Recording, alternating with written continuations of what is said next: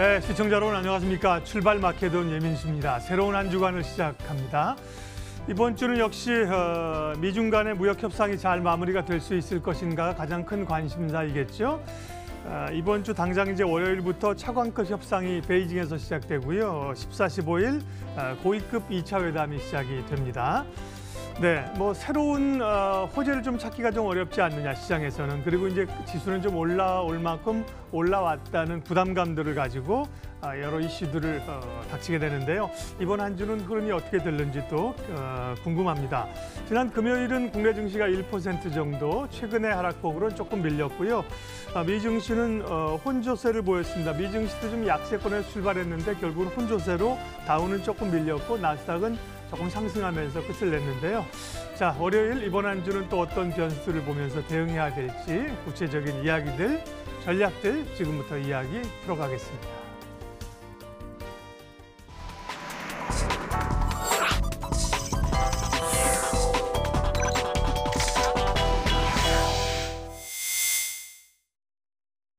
예, 매주 월요일 만납니다. 장영혁의 마켓 시그널, 한국투자증권 법인금융센터 장영혁 팀장님과 함께 시장 읽기 하겠습니다. 팀장님 어서 오십시오. 네, 안녕하세요. 굉장히 오랜만에 뵙는 느낌입니다. 설 한 주를 못 빼서 그렇습니다. 네. 자, 지수가 이제 2200 정도 올라와서 단기적으로는 조금 올라올 만큼 올라왔다. 예, 그런 부담이 있고요. 여러 또 이슈들이 나오고 있는데 큰 흐름 어떻게 보고 계세요? 네, 일단 시장 보는 플로우 하나 말씀드리고 예. 이제 뭐 늘 하던 것처럼 이제 후미에는 종목들 말씀드릴 텐데요.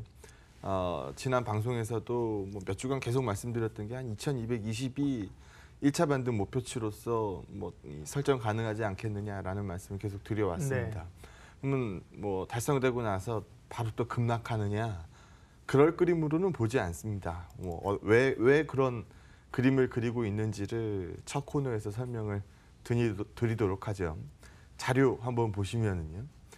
최근에 이제 뉴스들 보시는 것들 가만 좀 되돌아보시면 좋아요. 긍정적 뉴스가 뭐가 요즘 나오고 있는지, 부담되는 뉴스가 뭐가 나오고 있는지. 일단 긍정적 포인트로 얘기할 수 있는 제일 첫 번째, 연준이 일단 우리 연준이 바뀌었어요라는 표현을 요즘 많이 쓰죠. 뭐 인내심이라는 표현 많이 나오고 있고, 뭐 여기 제목이 딱 맞을 것 같네요. 인내심의 유연성을 더하고 있는 연준. 이 대차대조표의 축소, 그러니까 타이트닝이죠. 뭐 매월 빨아들이고 있는 이 시중에 풀려 있는 돈들, 이 그림들을 뭐 생각보다 빨리 종료할 수도 있다라는 유연성까지 더해지면서 작년에 가장 큰 부담을 안겼었던 두 가지 요인 중 하나죠. 연준과 미중 무역 전쟁이었으니까. 그래서 하나의 우려가 상당히 빠른 속도로 떨어지고 있다. 오른쪽 그림에서 그걸 엿볼 수가 있습니다. 여기 요거 먼저 보시면은요. 그러면은 금년 기준금리의 인상 쪽으로 보는 스탠스는 점점 어떻게 돼가고 있느냐? 떨어지고 있더라. 그럼 이 떨어지고 있는 확률 대신에 다른 데는 어딘가 올라오고 있다는 얘기잖아요. 여기를 보게 되면 동결 환율이 올라오고 있더라. 근데 그거보다 더 재밌는 포인트는 아직 가능성 지수는 굉장히 미미하긴 합니다만 인하 확률까지도 올라오고 있다. 결론부터 말씀드리면은 실제로 금리 인하가 나왔을 때 시장이 반가워할 거냐? 반가워하지 않을 겁니다. 아마 뭐 이유는 시장이 이만큼 힘들어요라는 반증일 거거든요. 그래서 이 인하까지 가는 이 그림은 실제로는 시장에는 뭐 마이너스 요인이 될 텐데 그럴 가능성 지수는 굉장히 제한적이고 지금 압도적 확률값으로 계산되고 있는 거는 금리의 동결값이라는 겁니다. 그러면 연준이 뭐 4번 올린다, 3번 올린다. 지금 계속 뭐 이 인상 스탠스를 점점 후퇴시키고 있는 거고 그러면 이 와중에서도 추가적으로 더 인하 확률을 떨어뜨릴 수 있다라는 연준의 코멘트가 계속 나올 수 있다는 얘기죠. 그래서 연준은 현재 우리 시장에 긍정적 포인트를 제공하고 있다. 그리고 이제 날짜도 확정이 됐어요.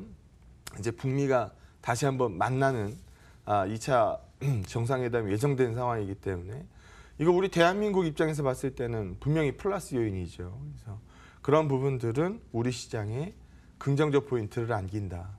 그래서 이번 주에 뭐 좀 전에도 말씀하셨던 것처럼 가장 부담되는 포인트는 미중 무역 전쟁 관련돼서 정상이 2월 말에 만날 거다라는 기존의 가이드가 최근 빠르게 이제 후퇴하고 있죠. 그래서 3월 1일부로 해서 기존의 관세율에서 이제 25%로 높아지게 되는데 이걸 피하기가 좀 어려울 것 같다라는 부정적 뉴스는 시장을 좀 누르는 요인이다라고 큰 틀을 잡으시면 될 것 같습니다. 다음 페이지에서 보실 수 있는 것처럼 더 이상 금리가 새로운 변수가 아니라는 거죠. 금리는 이미 동결 확률이 가장 높게 계산이 되고 있는 상황이기 때문에 인상 확률 자체는 떨어지기 시작한 거고 동결 확률 자체가 상당 부분 크게 뛰어 올라온 상황이어서 더 이상 금리에 대한 시장 포커스가 아니다. 조금 더 욕심을 낸다라고 하면 시중에 돈을 빨아들이는 속도, 이 타이트닝의 속도가 기존에 봤을 때는 뭐 이런 식의 그림이었다라고 한다면 다소 좀 완만해지는 그림 쪽으로 흘러가지 않겠느냐라고 보는 게 지금 연준의 스탠스를 읽는 이 해석이다라고 보시면 될 것 같고요. 그럼 적어도 달러의 발권력을 가진 연준이 슬로우해진다라고 하면 좀 유화적으로 바뀐다라고 하면 위험 선호도는 당연히 올라올 거고 위험 선호도 올라오는 모습을 차트로 몇 개 좀 살펴보도록 하죠. 지금 여기 보시게 되면 저희 방송에서도 제가 MRI 뭐 얘기 많이 했을 거예요. 이건 병원 가서 찍는 MRI 아니고요.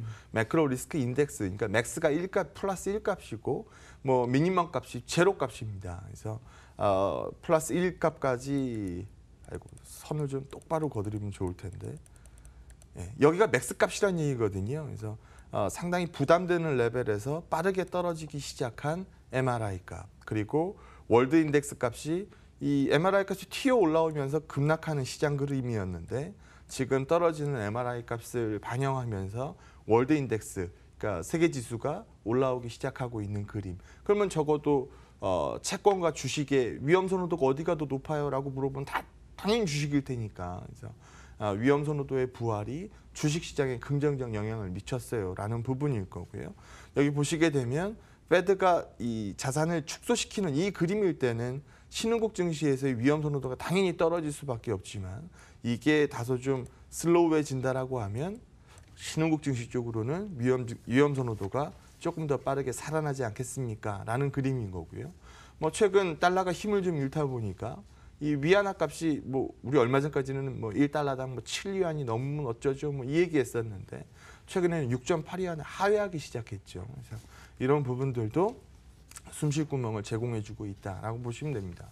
그래서 다음 그림에서도 엿볼 수 있는 그림은 EM 지수의 DM 시장, 디벨롭 마켓, 그러니까 선진 증시 대비해서 EM 증시가 어느 정도 상대 강조를 띠고 있느냐, 빠르게 회복되고 있는 그림을 보실 수 있는 거고 이 그림 밑바탕으로 들어가면 더 이상 신흥 통화가 빠지지 않고 있고 그런 그림들이 신흥 증시를 밀어 올리고 있습니다라는 그림으로 해석할 수 있죠. 그럼 대한민국 뭐 우리 해석이 좀 분분하긴 합니다만 우리 선진국일까요? 이머징일까요?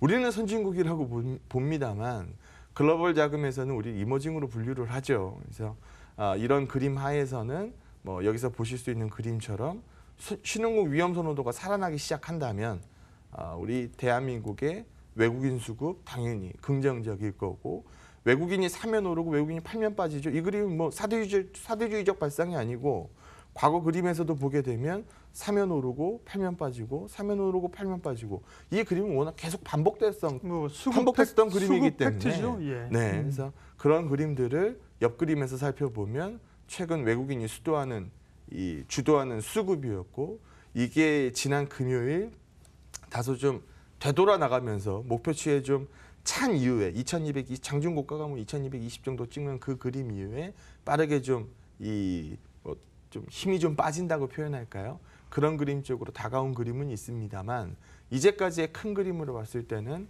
반등세 상당히 시장에서 긍정적이었고 외국인들이 주도하는 수급이었다. 그럼 우리가 불러왔었던 한 2220 정도 갈 것 같아요. 라고 봤었던 그림에서 이제야 조금 이 속도는 좀 떨어질지 몰라도 인덱스가 좀 쉬고 종목들이 좀 움직일 수 있는 여기서 꺾여가지고 시장이 부러지면은 종목도 다치겠습니다만 그렇게 보는 그림이 아니라고 한다면 긍정적 포인트를 좀 이어가도 좋지 않겠느냐. 예전에 말씀드렸을 때보다는 지수에 대한 좀 힘줘서 얘기하는 발언이 좀 강도가 약해질 수는 있어도 부러지는 그림 쪽으로 보고 있지 않기 때문에 종목 그림 쪽으로는 여전히 긍정적 시황관을 얘기할 수 있다라고 보시면 될 것 같습니다. 예. 오랜만에 이제 장 팀장을 뵀는데 전반적인 그 시장의 유동성들, 흐름들을 쭉 봤고요. 자, 그러면 이제 전략을 좀 볼 텐데요. 말씀하신 것처럼 상승에 조금 1차적인 뭐 목표치랄까요? 도달했는데 네. 여기서는 이제 지수의 흐름보다는 이제 종목이나 섹터의 흐름이 더 중요해 네. 보입니다. 그러면 이제 섹터 종목별 대응은 어떻게 해야 될까요? 일단 인덱스가 쉬고 종목이 갈 차례라고 제목을 네. 붙여놨으니까 종목 몇 개는 당연히 드려야 될 거고 큰 그림에서 차트 하나 보고 지나가면 네. 우리 과거에도 뭐 한번 봤었던 그림인데 제가 과거에는 선을 이렇게 두 개를 그어드렸어요. 근데 하나로 줄였죠. 갭은 메꾸고 간다라는 뭐 증시 표현들 많이 들어보셨을 테니까.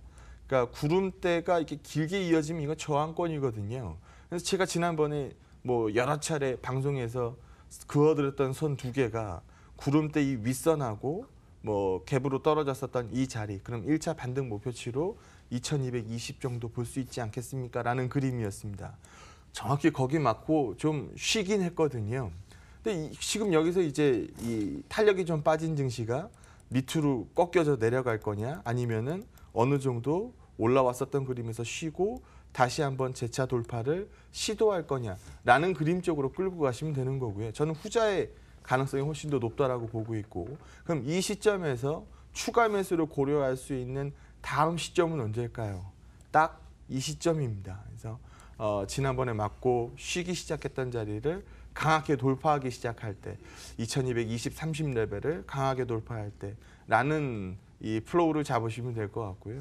여기에 반드시 필요한 재료는 미중 무역 전쟁 해결 기대감이 다시 한번 부활합니다. 라는 뉴스가 반드시 필요할 테니까, 그래서 그 뉴스에 관심이 모아지고 있다라고 보시면 될 것 같습니다. 종목 얘기로 넘어가죠. 제가 지난번 방송에서도 이 얘기를 했어요. 외국인들이 선물 사는 거 봐라. 선물 사는 거 보면 이게 시장이 빠진다라고 보면 이 선물을 이렇게 살 리가 있겠느냐? 없다.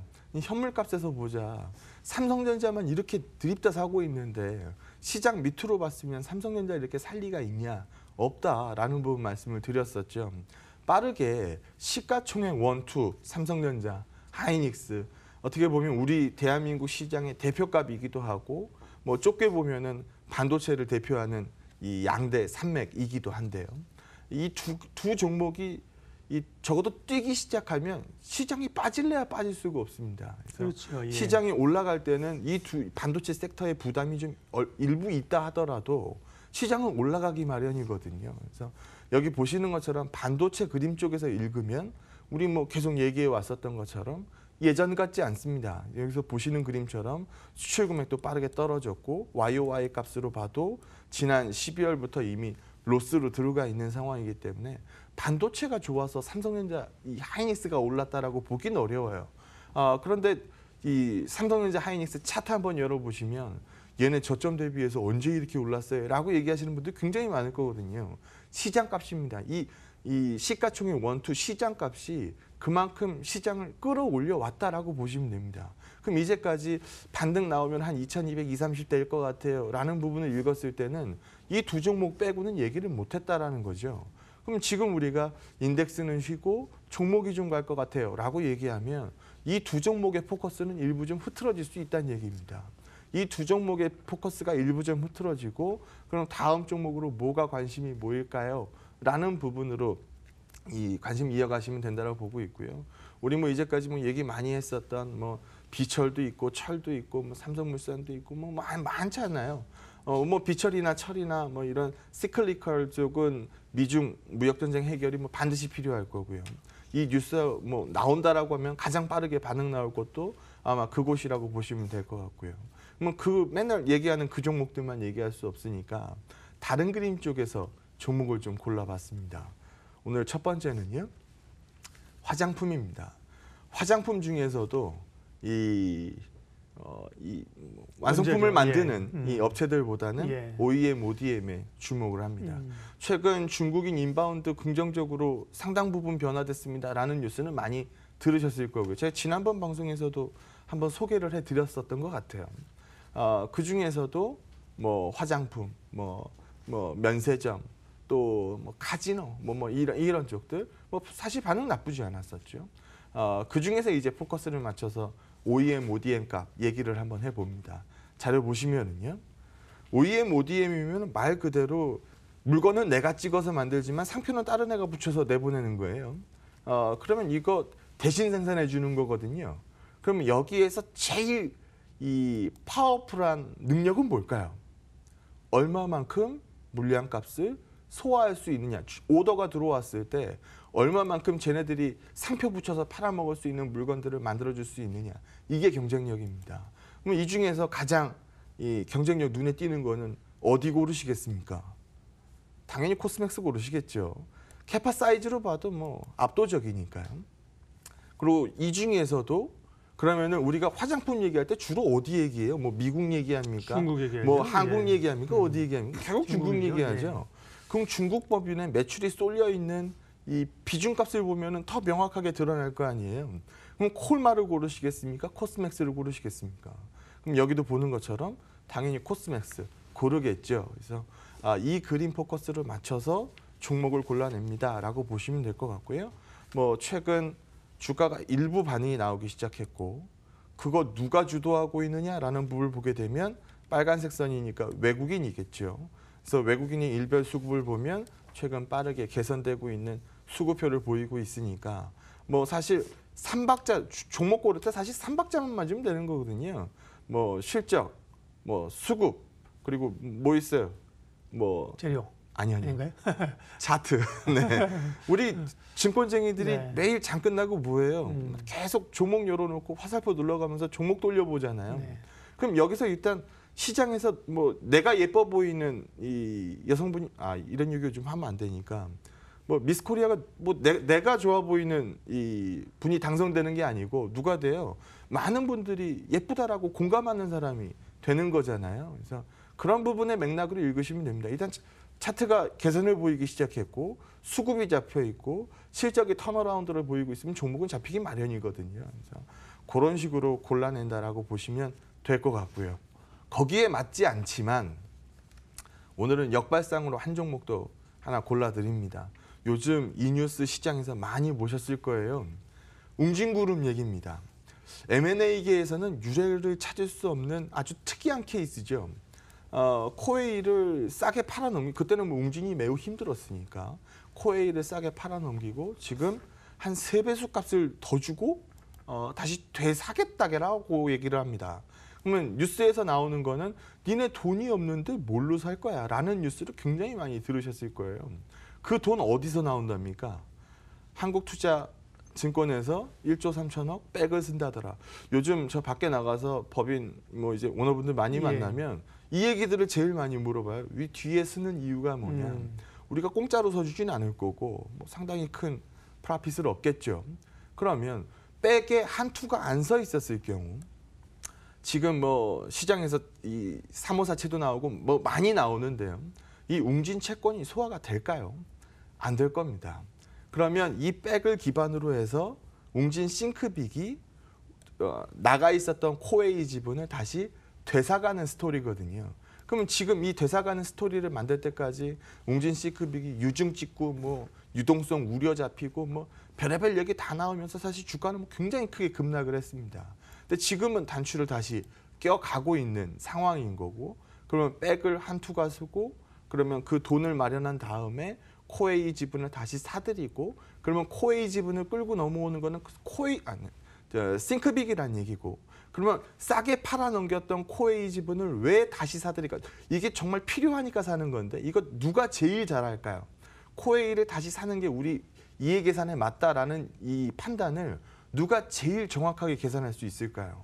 웅진이 합니다. 예. 제일 잘 알 거거든요. 그래서 필요에 의해서 맞기 때문에 되사들이는 거고 그 되사들이는 전면에는 싱크빅이 있습니다라고 보시면 됩니다. 그래서 큰 스토리는 이거로 보시면 될 것 같고 예. 세부적인 스토리는 요즘 이 스카이캐슬이 이 저거를 잭팟을 좀 치고 네. 나서 염정아 씨께서 요즘 선전하는 그걸 제가 봤는데 이제는 AI 뭐 학습 서비스 뭐 이런 부분들 나오더라고요.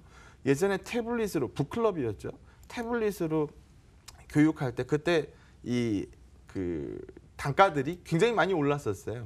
그거보다 조금 2만 원 정도 더 올라갑니다. 그래서 이 단가 인상 측면에서 굉장히 긍정적인 그림까지 그릴 수 있어서 여기는 뭐 실적이나 뭐 이런 부분들 안 맞아 들어갑니다만 스토리 면으로 봤을 때 역발상 쪽으로 접근할 수 있지 않겠느냐라고 보고 있습니다. 주가는 충분히 빠졌죠. 뭐 과거에 비해서 우려들이 굉장히 많았었던 구간이고 주목해서 보는 포인트는 이겁니다.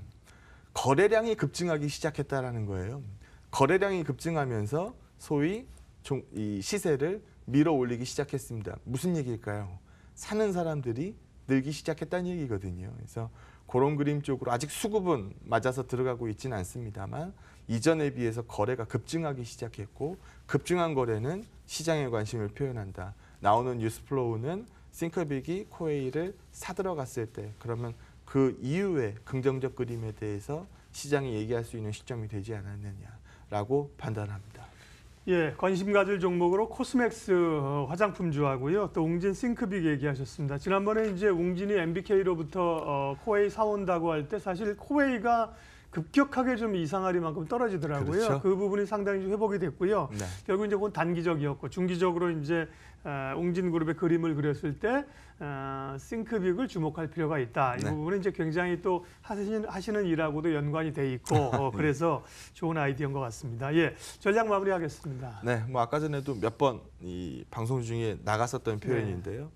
인덱스에 포커스 맞출 때는 무조건 삼성전자 하이닉스예요.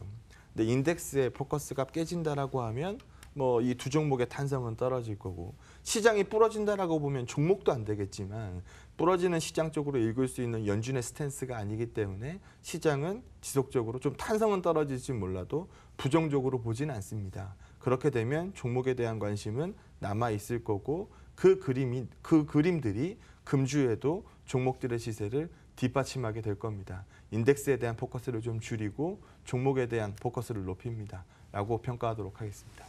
예, 월요일 첫 코너 장영혁의 마켓 시그널 한국투자증권 장영혁 팀장님 함께했습니다. 고맙습니다. 네, 고맙습니다.